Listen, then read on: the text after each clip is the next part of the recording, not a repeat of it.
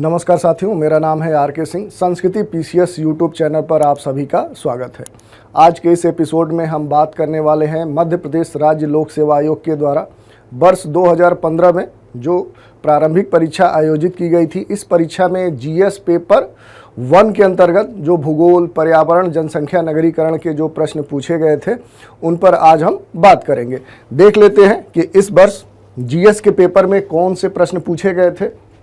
पहला प्रश्न है, अलकनंदा और भागीरथी मिलती हैं। ये दो नदियां हैं, पहली है अलकनंदा, दूसरी है भागीरथी। पूछा जा रहा है कि ये जो दोनों नदियां हैं ये एक दूसरे से कहां पर आकर मिलती हैं, इनका जो मिलन स्थल है उसके बारे में पूछा जा रहा है। विकल्प दिए गए हैं। पहला है विष्णुप्रयाग, बी है देवप्रयाग, सी है कर्णप्रयाग और डी है बद्रीनाथ। तो देखिए, जो सही उत्तर होगा वो आपका होगा देवप्रयाग। देवप्रयाग में ही क्या है कि इधर से अलकनंदा नदी आती है, अलकनंदा आती है और इधर से भागीरथी आती है। ये दो नदियां हैं, ये दोनों नदियां दोनों आकर कहाँ पर मिलती हैं। तो यहाँ पर अगर हम बात करेंगे तो देवप्रयाग में दोनों नदियां आकर मिल जाती हैं और यहाँ के बाद यानी कि देवप्रयाग में इन दोनों नदियों के मिलन के बाद जो धारा बनती है इसका नया नाम हो जाता है गंगा।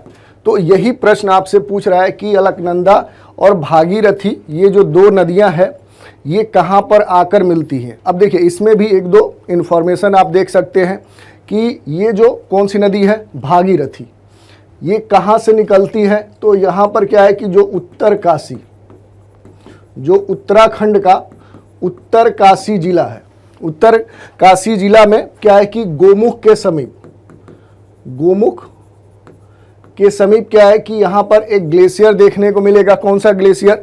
तो यहाँ पर है गंगोत्री, गंगोत्री ग्लेशियर। यहीं से क्या है कि ये भागीरथी निकलती है और फिर आगे बढ़ती है। और इधर अगर बात करेंगे तो क्या है कि अलकनंदा नदी है, अलकनंदा नदी है। ये क्या है कि अलकनंदा जो नदी है ये संतोपथ ग्लेशियर से निकलती है। कहाँ से? तो ये भी आपके लिए महत्वपूर्ण है, ये संतोपथ ग्लेशियर है। यहीं से क्या है कि अलकनंदा नदी निकलती है और फिर आगे आकर क्या है कि ये दोनों नदियाँ देवप्रयाग में एक दूसरे से मिल जाती हैं। और यहाँ के बाद जो दोनों नदियाँ मिलती हैं तो यहाँ से इन दोनों के मिलने के बाद इस नदी का नाम पड़ जाता है गंगा। तो यही प्रश्न आपसे पूछा है। इसमें भी क्या है कि ये भी आपको जानना चाहिए कि यहाँ के बाद गंगा की स्थिति क्या है, इसकी कौन सी सहायक नदियाँ हैं।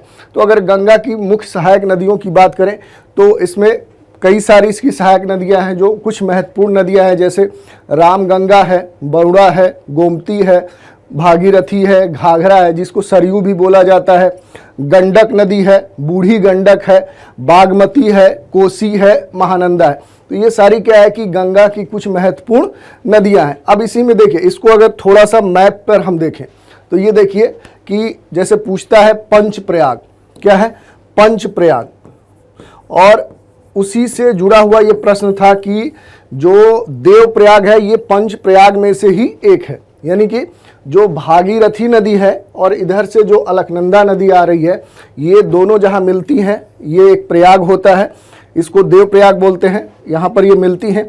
ऐसे ही क्या है कि ऐसे और 4 प्रयाग है। अगर उनकी हम बात करें तो देखिए यहाँ कौन कौन से प्रयाग देखने को मिलेंगे। तो देखिए इधर से कौन सी नदी आ रही है, तो इधर से क्या है कि अलकनंदा नदी आ रही है, ठीक है। और इससे आकर एक अन्य नदी मिलती है जिसका नाम है धौली गंगा, धौली गंगा। ये अलकनंदा और धौली गंगा जहां मिलती हैं इसी को हम बोलते हैं विष्णु प्रयाग। तो ये एक प्रयाग हो गया। फिर आगे अलकनंदा बढ़ती है तो एक और नदी है जिसका नाम है नंदाकिनी, नंदाकिनी। ये दोनों नदियां कहां पर मिलती हैं? तो यहां पर एक और प्रयाग है नंद प्रयाग। तो ये एक और प्रयाग हो गया। फिर आगे जब अलकनंदा नदी बढ़ती है तो यहाँ से एक और नदी आकर मिलती है जिसका नाम है पिंडर गंगा। जहाँ अलकनंदा और पिंडर गंगा मिलती हैं उस मिलन स्थल को बोलते हैं कर्ण प्रयाग। तो तो ये भी एक प्रयाग हो गया। और फिर आगे बढ़ेंगे तो इधर से एक नदी आती है मंदाकिनी, मंदाकिनी, और ये आकर कहाँ पर अलकनंदा से मिलती है, तो यहाँ पर आपको रुद्र प्रयाग। और आगे पहले ही हमने डिस्कस किया कि जो भागीरथी नदी है ये अलकनंदा से देव प्रयाग में आकर मिल जाती है। तो इस तरह से क्या है कि ये 5 प्रयाग देखने को मिलते हैं जहाँ नदियाँ एक दूसरे से मिलती है। पहला कौन सा है, तो वो विष्णु प्रयाग है, फिर नंद प्रयाग है, कर्ण प्रयाग है, रुद्र प्रयाग है और देव प्रयाग है। तो ये हमने देख लिया। अगला प्रश्न देख लेते हैं। अगला प्रश्न है कि निम्नलिखित में से किस राज्य में सबरीमाला स्थित है। सबरीमाला एक मंदिर है। अगर इसकी बात करें तो ये क्या है, एक मंदिर है। विकल्प दिए गए हैं आंध्र प्रदेश, तमिलनाडु, केरल और कर्नाटक। ये पूछ रहा है कि इन 4 राज्यों में जो सबरीमाला मंदिर है वो कहाँ पर अवस्थित है। तो ये जो मंदिर है ये कहाँ पर देखने को मिलेगा, तो ये केरल में देखने को मिलेगा। यहाँ पर क्या है कि जो पश्चिमी घाट है इसी के जो पर्वतीय क्षेत्र है यहाँ पर ये सबरीमाला मंदिर आपको देखने को मिलेगा। मुख्य रूप से अगर बात करें तो ये जो मंदिर है ये क्या है कि यहाँ के जो अयप्पा भगवान है, अगर बात करें तो भगवान अयप्पा, उन्हीं का ये मंदिर बनाया गया है। और ये मंदिर बड़ा ही खूबसूरत है। यहाँ पर देखेंगे तो कई सारी पहाड़ियाँ हैं और मुख्य रूप से ये कहा जाता है कि ये 8 पहाड़ियों के मध्य अवस्थित एक महत्वपूर्ण मंदिर है। अगर हम बात करें कि ये जो मंदिर है ये मूल रूप से जो यहाँ की राजधानी है तिरुवनंतपुरम, देखिए इसको थोड़ा सा मैप पर देखते हैं तो ये देखिए ये क्या है कि यही आपका सबरीमाला मंदिर है। और ये क्या है कि यहाँ की जो राजधानी तिरुवनंतपुरम है उसके उत्तर पूर्व में अवस्थित है। और अगर दूरी की बात करें तो इन दोनों के बीच में जो दूरी है वो ज़्यादा नहीं है, लगभग 175 किलोमीटर उत्तर पूर्व में क्या है कि सबरीमाला मंदिर अवस्थित है।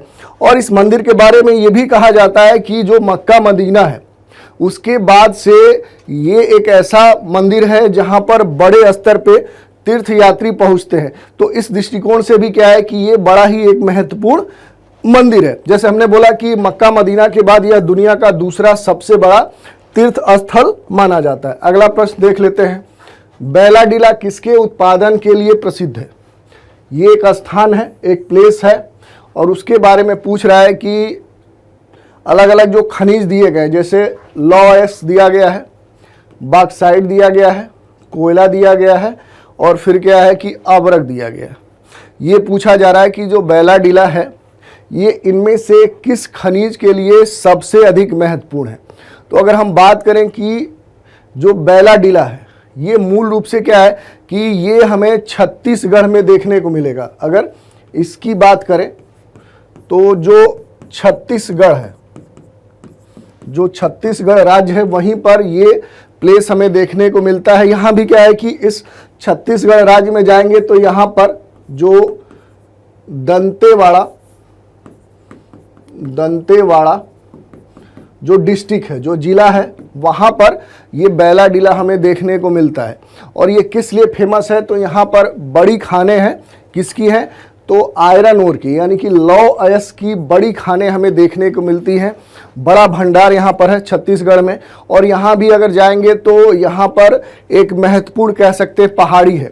यहाँ पर अगर जाएंगे तो जिसका नाम है आकाश नगर।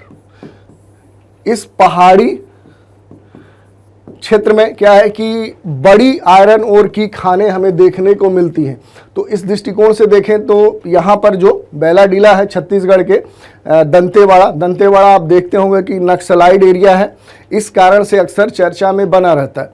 दूसरी अगर विशेषता की बात करें, जो बैलाडीला इसका जो नाम पड़ा है, जो बैलाडीला नाम पड़ा है, इसका इस क्षेत्र के आकार कह सकते हैं कि इसका जो स्वरूप है उसके आधार पर बड़ा है। इसका जो आकार है वो बैल का जो डिल होता है उसी के नाम पर पड़ा है और उसी के नाम पर इसको बैलाडीला, या कह सकते हैं कि बैल का जो कुबड़ होता है उस आकार में यहाँ का स्वरूप है इस पहाड़ी का, जिसके नाम पर ही क्या है कि इसका नाम बैलाडीला पड़ा है।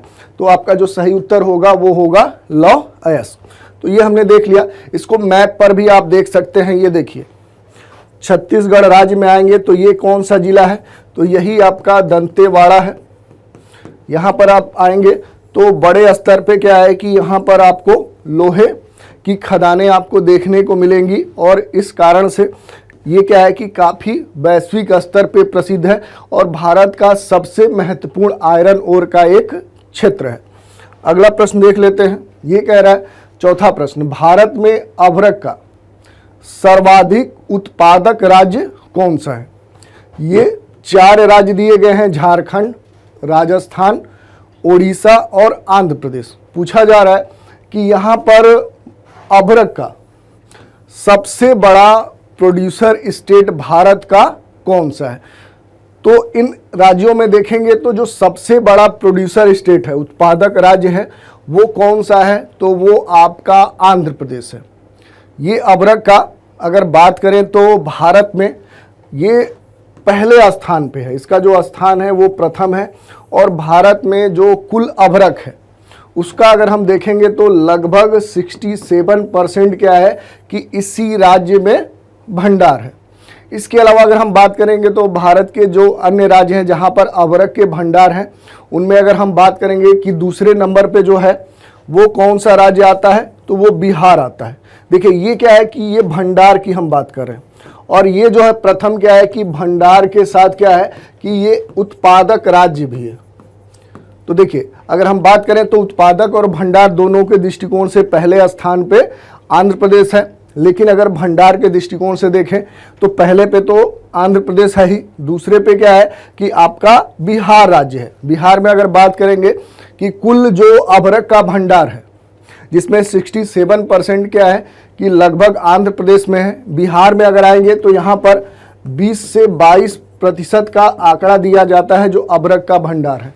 इसके अलावा झारखंड में भी अगर बात करेंगे तो झारखंड में भी अभ्रक के भंडार देखने को मिलते हैं, वो लगभग 3 से 4% हैं। अगर इन 3 के बारे में आपको मालूम हो गया तो इसके अलावा अगर हम बात करेंगे कि भारत का अन्य कौन सा राज्य है जहां पर अभ्रक के भंडार हमें देखने को मिल सकते हैं, तो उसमें क्या है कि आपका राजस्थान है। राजस्थान क्या है कि एक बड़ा अभ्रक का भंडार रखने वाला राज्य है। यहाँ पर अगर देखेंगे तो 8% भारत के अगर हम बात करें कि कुल अभ्रक का जो भंडार है उसका 8% क्या है कि राजस्थान में। तो इस तरह से क्या है कि अगर आप भंडार के दृष्टिकोण से देखें तो जो महत्वपूर्ण राज्य हैं उनमें क्या है कि जो पहले स्थान पे आएगा वो कौन सा होगा, तो आपका आंध्रा होगा, आंध्र प्रदेश होगा। ये क्या है कि ये भंडार रिजर्व की बात कर रहे हैं। दूसरे पे आएंगे तो बिहार आ जाएगा जहाँ पर क्या है कि ये 22% है।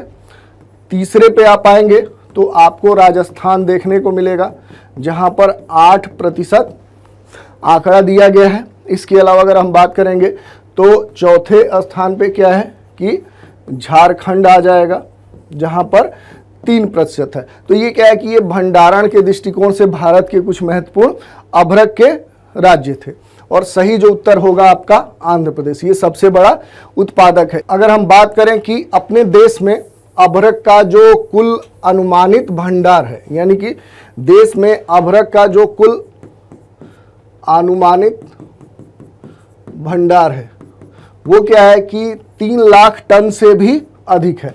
तो ये इस प्रश्न से जुड़ी हुई कुछ महत्वपूर्ण बातें थी। अगला प्रश्न देख लेते हैं, प्रश्न संख्या 5। ये क्या कह रहा है कि भारत के किस राज्य की सीमा नेपाल, भूटान और चीन से लगती है? ये 3 देश दिए गए हैं और पूछा जा रहा है कि इन राज्यों में से किस राज्य की सीमा इन 3 देशों से स्पर्श करती है। ठीक है, पहला नेपाल है, दूसरा भूटान है और चौथा क्या है, चीन है। तो इसमें देखिए अलग अलग अगर हम बात करें कि कौन कौन से राज्य हैं जिनकी सीमाएं नेपाल, भूटान से स्पर्श करती हैं, तो इसमें जो सही आपका उत्तर होगा वो होगा सिक्किम राज्य।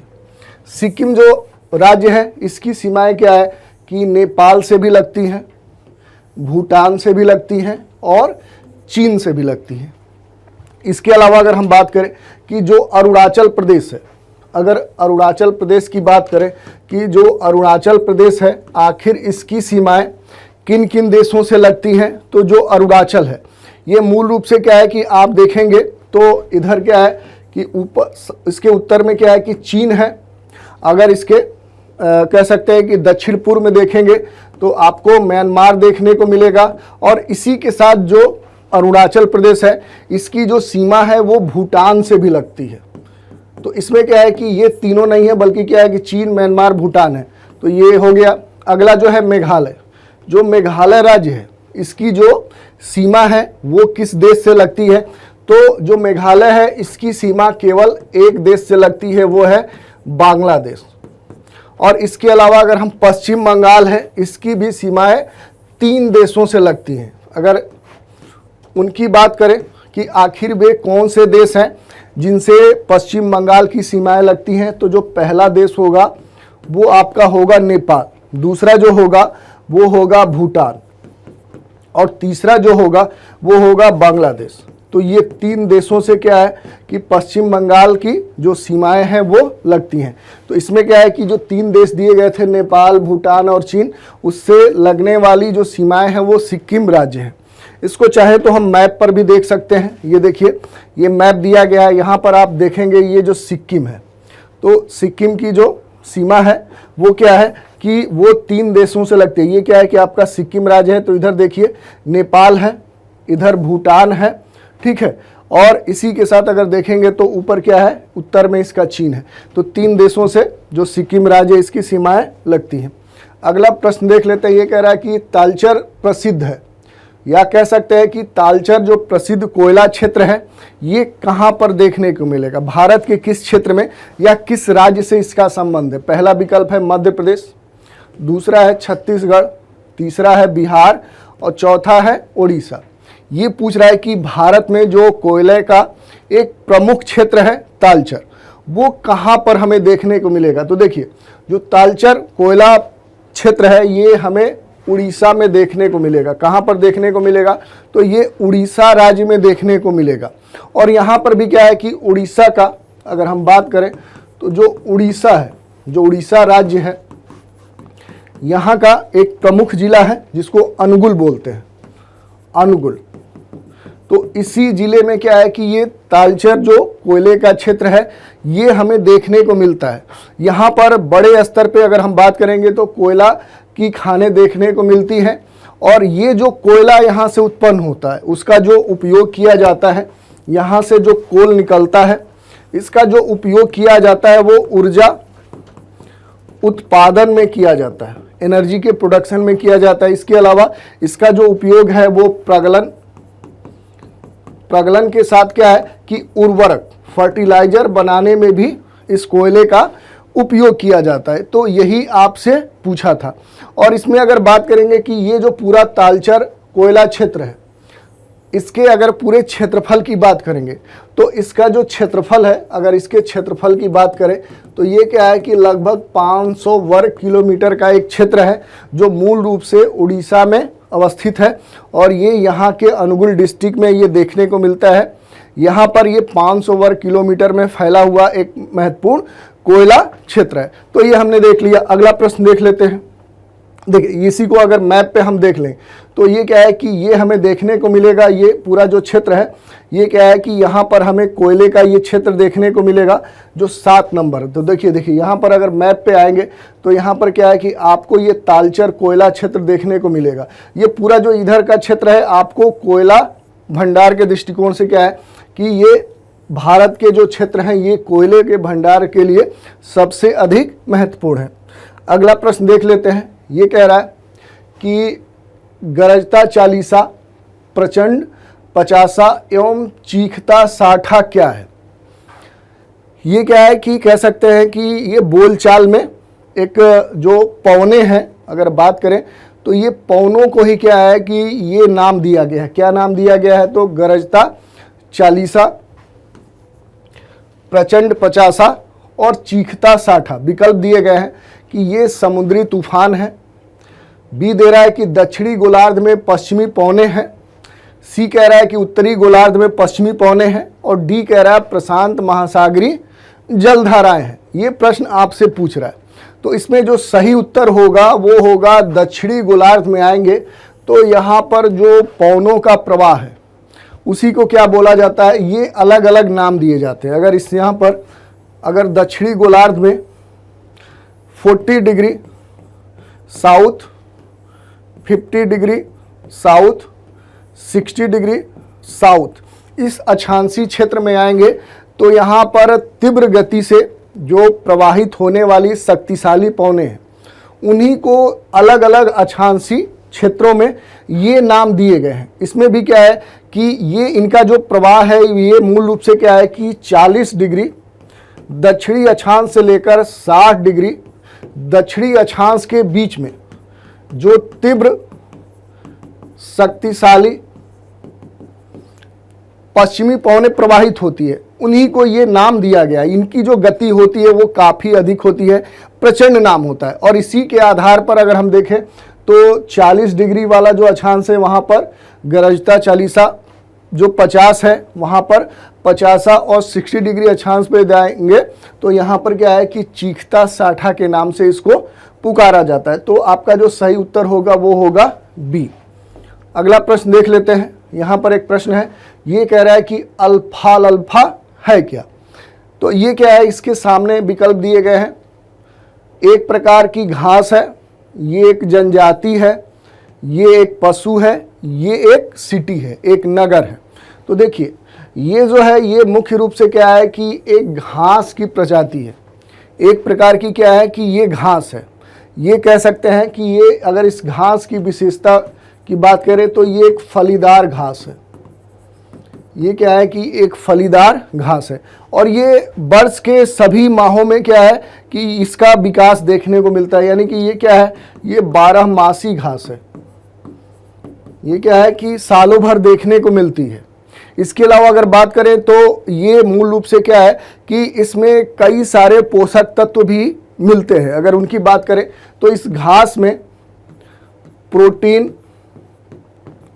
कैल्शियम और विटामिन का ये प्रचुर स्रोत है। इसमें भी अगर विटामिन की बात करें तो जो इसमें प्रमुख रूप से विटामिन पाई जाते हैं उसमें क्या है कि विटामिन बी पाई जाती है, विटामिन सी पाई जाती है, विटामिन ई पाई जाती है और विटामिन के का ये एक प्रमुख स्रोत है घास। इस कारण से क्या है कि पशुओं के लिए काफ़ी लाभदायक होती है, जिसके कारण जो पशु होते हैं वो पर्याप्त प्रचुर मात्रा में दूध उत्पन्न करते हैं। तो उस दृष्टिकोण से एक महत्वपूर्ण घास है।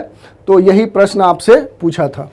अगला प्रश्न देख लेते हैं। ये कह रहा है समान वर्षा वाले क्षेत्र को जोड़ने वाली रेखा कही जाती है। प्रश्न है कि दो प्लेस हैं ए और बी, जहां पर जो वर्षा की मात्रा है वो क्या है कि इक्वल है, समान है, समतुल्य है। तो ऐसे क्षेत्रों को जोड़ने वाली जो रेखा होगी उसको हम क्या बोलेंगे? विकल्प दिए गए हैं। पहला है आइसोबार, बी है आइसोहाइट, सी है आइसोथर्म और डी है आइसोहेलाइन। ये विकल्प दिए गए हैं। तो देखिए ऐसे जो समान वर्षा वाले जो क्षेत्र होते हैं उनको जोड़ने वाली जो रेखा होती है उसको क्या बोला जाता है? उसको आइसोहाइट बोला जाता है। ठीक है, तो ये समान वर्षा वाले क्षेत्र हो गए। अब इसमें जैसे और विकल्प है उनको भी देख लेते हैं। जैसे जो आइसोबार है, आइसोबार क्या है? तो ये जो आइसोबार होता है कि जो समान दाब वाले जो क्षेत्र होते हैं उनको मिलाने वाली रेखा है। तो समान दाब वाली जो स्थान होते हैं उनको मिलाने वाली रेखा को आइसोबार लाइन बोलते हैं। इसके अलावा अगर बात करें कि आइसोथर्म, थर्म से क्या है कि आपको एक फीलिंग आ रही है कि तापमान जैसे थर्मल होता है, वही ये कहना चाह रहा है। तो जो आइसोथर्म है ये क्या है कि समान तापमान वाले, समान तापमान वाले स्थानों को मिलाने वाली रेखा को आइसोथर्म लाइन बोलते हैं। और तीसरा क्या है कि आइसोहेलाइन। देखिए आइसोहेलाइन ये क्या होती है? तो समान खारेपन वाले जो क्षेत्र होते हैं, कह सकते हैं कि समान खारेपन वाले क्षेत्रों को मिलाने वाली रेखा या जो क्षेत्र होते हैं उसी को है आइसोहेलाइन बोलते हैं। यानी कि जो सैलिनिटी है वो इक्वल होगी। तो ऐसे क्षेत्रों को मिलाने वाली जो रेखा होगी उसको आइसोहेलाइन बोलते हैं। तो इस आधार पे जो हमारा सही उत्तर होगा कि समान वर्षा वाले क्षेत्रों को जोड़ने वाली जो रेखा है उसको क्या बोलते हैं, तो उसी को आइसोहाइड बोलते हैं। अगला प्रश्न देख लेते हैं। अगला प्रश्न है, निम्नलिखित में से कौन सा विश्व का काफी पोर्ट कहलाता है? काफी बंदरगाह, काफी बंदरगाह पोर्ट, ये पूछ रहा है। ये क्या है कि ये सभी जो प्लेस है, ये अगर आप मानचित्र का थोड़ा सा आपको पहले से ऑब्जर्वेशन हो, थोड़ा सा ज्ञान हो, तो ये जितने भी प्लेस दिए गए हैं ये कहाँ के हैं, तो ये आपको ब्राज़ील, अगर साउथ अमेरिका यानी दक्षिणी अमेरिका में जाएंगे तो वहाँ पर ये सभी प्लेस, ये सभी जो स्थान हैं ये आपको दक्षिणी अमेरिका के क्षेत्र में आपको देखने को मिलेंगे। यहाँ पर ये सारे प्लेस हैं, Sao Paulo, Santos, Rio de Janeiro, Buenos Aires. ये सभी क्या है कि ये कॉफ़ी के, अगर बात करें तो ये सभी जो क्षेत्र हैं ये कॉफ़ी के उत्पादक क्षेत्र है। और इसमें जो पूछ रहा है कि जो कौन सा प्लेस है जो कॉफ़ी पोर्ट के नाम से जाना जाता है, तो यहाँ पर अगर आएंगे तो जैसा कि पहले ही हमने बताया कि ये सारे क्या है कि जो ब्राज़ील देश है ये कहाँ पर सारे देखने को मिलेंगे, तो ब्राज़ील जो देश है साउथ अमेरिका का वहीं पर देखने को मिलेगा। यहाँ पर इनमें से क्या है कि जो सेंटोस है ये तटीय शहर है, ये क्या है, ये तटीय शहर है। इस कारण से क्या है कि ये एक पोर्ट है, ये क्या है कि एक पोर्ट है और यहाँ भी बड़े स्तर पे कॉफ़ी का उत्पादन किया जाता है। और यही नहीं, यहाँ से क्या है कि बड़े स्तर पे कॉफ़ी का विश्व के अलग अलग क्षेत्रों में निर्यात भी किया जाता है। तो इस दृष्टिकोण से क्या है कि कॉफ़ी पोर्ट के नाम से इसको जाना जाता है। तो जो आपका सही उत्तर होगा वो होगा सेंटोस। तो ये हमने देख लिया।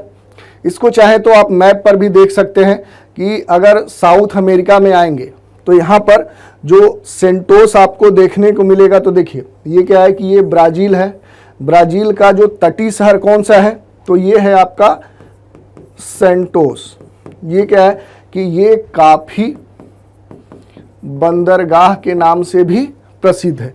क्यों प्रसिद्ध है कि एक तो ये ब्राज़ील में कॉफ़ी का प्रमुख उत्पादक क्षेत्र है, दूसरा तटीय शहर होने के साथ ये क्या है कि यहाँ का एक महत्वपूर्ण बंदरगाह है जहाँ से बड़े स्तर पे क्या किया जाता है कि कॉफ़ी का निर्यात किया जाता है। और इसी कारण से क्या है कि इसको क्या बोला जाता है, इसको कॉफ़ी बंदरगाह या कॉफ़ी पोर्ट बोला जाता है। तो ये हमने देख लिया। अगला प्रश्न देख लेते हैं। ये है कि कौन सा भाग सुनामी प्रभावित क्षेत्र नहीं है। जो सुनामी है उसके बारे में पूछ रहा है कि इनमें से कौन सा जो क्षेत्र है वो क्या है कि सुनामी से प्रभावित नहीं है। जैसे दे रहा है कि बर्मा का तटीय क्षेत्र, गुजरात का तटीय क्षेत्र, बंगाल की खाड़ी का तटीय क्षेत्र और उपर्युक्त में से कोई नहीं। तो देखिए इसमें जो उत्तर सही होना चाहिए अगर आप बात करेंगे तो उसमें होगा इनमें से कोई नहीं। लेकिन जो आयोग था एमपी, जो मध्य प्रदेश राज्य लोक सेवा आयोग है, इसमें क्या है कि गुजरात के तटीय क्षेत्र को सही माना था। तो ये आयोग का उत्तर है जिसमें ये कहा था कि गुजरात का तटीय क्षेत्र। इसके पीछे हो सकता है कि ये कारण दे रहा हो कि यहाँ बहुत सारे जो इसके क्षेत्र हैं वो दलदली भूमि है। तो वहाँ पर क्या है कि जो प्रवाह है जलीय क्षेत्र का, अगर बात करें कि जो सुनामी है, थोड़ा सा अगर सुनामी की बात करें इसमें, तो जो सुनामी वर्ड है, अगर बात करेंगे जो सुनामी वर्ड है ये दो वर्ड से बना है, सु और नामी। और जो सुनामी है ये मुख्य रूप से क्या है कि एक जापानी भाषा का एक शब्द है। और ये जो शब्द है ये दो शब्दों से बना है। जो पहला है वो सु है और दूसरा जो शब्द है वो नामी है। जो सु का अर्थ होता है वो होता है समुद्री तट और जो नामी का अर्थ होता है वो होता है लहरें। यानी कि समुद्र के द्वारा जो लहरें देखने को मिलती हैं उसे ही सुनामी कहा जाता है। और अब इसमें गुजरात अगर माना जा रहा है तो इसके पीछे यही कारण हो सकता है कि यहाँ पर बहुत सारे ऐसे क्षेत्र हैं जहाँ पर समुद्री लहरों का प्रभाव न हो। इस कारण के आधार पर क्या है कि आयोग ने सही उत्तर माना हो, क्योंकि अगर हम बात करें तो जो महासागरीय ये लहरें हैं, ये मुख्य रूप से अगर इनके उत्पत्ति की बात करें तो ये कैसे उत्पन्न होती है, तो महासागरीय क्षेत्र में अगर आएंगे, महासागरीय क्षेत्र में आएंगे तो यहाँ पर जो भूकंप उत्पन्न होते हैं, भूकंप उत्पन्न होने के कारण ही क्या है कि ये महासागरीय लहरें उत्पन्न होती हैं। तो ये हमने प्रश्न देख लिया, इसमें जो सही उत्तर आयोग ने माना था वो बी माना था। अगला प्रश्न देख लेते हैं। ये कह रहा है कि सर्वाधिक लवणता किस सागर में पाई जाती है। सैलिनिटी की बात कर रहा है। लवणता, लवणता क्या होती है, तो जो जल है, जो वाटर है, उसमें अगर बात करें तो 1 किलोग्राम जल में जो उपस्थित लवण की मात्रा होती है, जो लवण की मात्रा होती है उसे ही लवणता बोला जाता है, सैलिनिटी कहा जाता है। और इसको प्रदर्शित कैसे किया जाता है, तो जैसे हम प्रतिशत को हम ऐसे सिंबल से क्या करते हैं, डिनोट करते हैं, लेकिन वहीं पर क्या है कि जो सैलिनिटी होती है उसको जो हम डिनोट करते हैं वो इस तरह के सिंबल से डिनोट करते हैं। तो इसमें क्या है कि आप इसमें कंफ्यूज ना होइए कि जैसे बहुत लोग क्या बोलते हैं, परसेंटेज बोल देते हैं कि 35% सैलिनिटी है। नहीं, ये सिंबल होता है जो प्रतिशत से अलग है। जहाँ प्रतिशत में ये 2 शून्य दिखाए जाते हैं, यहाँ पर क्या है कि 2 शून्य होते हैं एक जगह। तो ये क्या है कि ये सैलिनिटी हमने देख लिया। इसी से जुड़ा हुआ ये प्रश्न है। ये कह रहा है कि सर्वाधिक लवणता मृत सागर, लाल सागर, हिंद महासागर और अरब सागर में, ये 4 जो सागर दिए गए हैं, यहाँ सबसे अधिक सैलिनिटी कहाँ पर देखने को मिलेगी। तो देखिए, जो मृत सागर है जिसको डेड सी भी बोला जाता है, ये कहाँ पर हमें देखने को मिलेगा, तो ये आप जब जॉर्डन देश के समीप जाएंगे तो वहीं पर देखने को मिलेगा। यहाँ की जो सैलिनिटी है वो क्या है कि लगभग 42 से लेकर 48 के बीच में है। तो इस दृष्टिकोण से देखें तो ये सबसे अधिक कह सकते हैं कि सैलिनिटी वाला क्षेत्र है। इसमें क्या है कि जो लाल सागर है, जो रेड सी है, इसकी भी सैलिनिटी क्या है, अपेक्षाकृत अधिक है। अगर हम बात करें कि जो लाल सागर है इसकी सैलिनिटी कितनी होती है, तो इसकी सैलिनिटी परिवर्तित होती रहती है। अगर बात करें कि जो रेड सी है इसकी सैलिनिटी कितनी है, तो ये क्या है कि 37 से लेकर 41 यानी 37 से लेकर 41 के बीच में ये वैरी करती है। तो ये क्या है कि रेड सी की। और अगर हम बात करें कि औसत सागरी जो लवणता होती है वो लगभग कितनी होती है, तो वो माना गया है कि लगभग 35 के आसपास होती है। जो एवरेज जो कह सकते हैं ओशियन सैलिनिटी होती है वो इतनी होती है। तो आपका जो सही उत्तर होगा वो होगा मृत सागर। इसको थोड़ा सा मैप पर भी हम देख सकते हैं। तो ये देखिए क्या है कि ये डेड सी है, ये कहाँ पर देखने को मिलेगा, तो यहीं पर क्या है कि जो जॉर्डन देश है, जो जॉर्डन है, इधर इजराइल है, यहीं पर क्या है कि जो डेड सी है, ये क्या है कि पूरी तरह से क्या है कि एक बंद सागर कह सकते हैं। और इसी कारण से क्या है, चूंकि यहाँ का तापमान भी अधिक है और ये एक बंद जलीय क्षेत्र है, इस कारण से क्या है कि यहाँ की जो सैलिनिटी है वो अपेक्षाकृत अधिक देखने को मिलती है। अगला प्रश्न देख लेते हैं। ये कह रहा है माउंट एवरेस्ट शिखर पर चढ़ने वाली पहली महिला कौन थी। जो माउंट एवरेस्ट है, जो सर्वोच्च पर्वत शिखर है, उसके संदर्भ में पूछ रहा है कि इनमें से सबसे पहले कौन यहाँ पर चढ़ने में सफल हुआ था। नाम दिए गए Junko Tabei, Caroline Mikkelsen, Valentina Tereshkova, और डी कह रहा है कि इनमें से कोई नहीं। तो अगर सही उत्तर की बात करें कि आखिर सबसे पहले कौन चढ़ा था, तो उसमें क्या है कि जो जंको ताइबी है, ये क्या है कि इनकी अगर बात करें तो सबसे पहली बार 1975 में ये क्या है कि माउंट एवरेस्ट पे ये पहुंची थी। और इनका नाम क्या है कि इतिहास में दर्ज है। तो ये क्या है कि ये इससे जुड़ा हुआ एक प्रश्न था। अगला प्रश्न देख लेते हैं। देखिए ये माउंट एवरेस्ट है, इससे जुड़ी हुई महत्वपूर्ण बातें भी हम देख सकते हैं कि कैसे क्या है। तो ये है, अगला प्रश्न देख लेते हैं। अगला प्रश्न कह रहा है कि फैथोमीटर का उपयोग किसे नापने में किया जाता है। फैथोमीटर या फैथोमीटर इसको बोलते हैं। विकल्प दिए गए हैं भूकंप, अर्थक्वेक, वर्षा, समुद्र की गहराई और ध्वनि की तीव्रता। तो अगर यहाँ पर आएंगे तो जो फैथोमीटर होता है ये मुख्य रूप से क्या है कि जो समुद्र की गहराई होती है उसी को नापने में इसका उपयोग किया जाता है।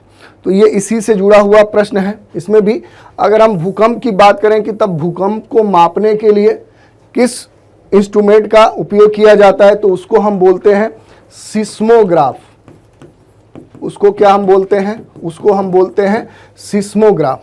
और वहीं अगर हम आएंगे कि अपेक्षाकृत जो यहाँ पर वर्षा है, समुद्र की गहराई है, ध्वनि की तीव्रता है, तो इनको अलग अलग इंस्ट्रूमेंट के द्वारा नापा जाता है।